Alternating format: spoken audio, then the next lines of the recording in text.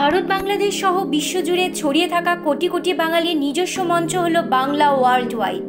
তাই বাঙালিদের এই নিজস্বতা উদযাপনকে কেন্দ্র করে অনুষ্ঠিত হয়ে গেল তৃতীয় আন্তর্জাতিক বাঙালি কনফারেন্স।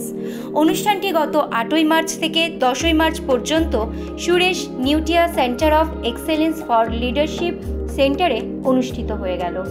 রবিবার 10ই মার্চ ছিল অনুষ্ঠানের অন্তিম দিন। এই দিনের অনুষ্ঠানে ভারত বাংলাদেশের বরেণ্যে শিল্পীদের নিয়ে অনুষ্ঠিত হয়ে গেল এক বিশেষ সাংস্কৃতিক অনুষ্ঠান।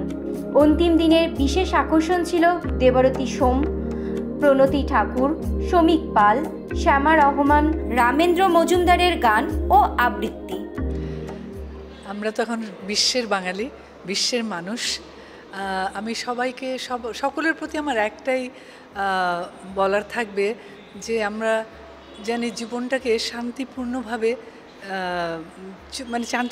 আমরা চলতে পারি এবং সবার মধ্যে একটা ভালোবাসা থাকা দরকার।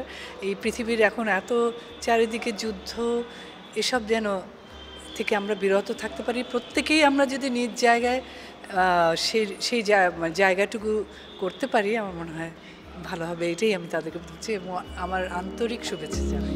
ক্যামেরায় প্রসেনজিতের সাথে পপি ঘোষের report, U Bangla TV. U Bangla TV, হৃদয় ছুঁয়ে যায়।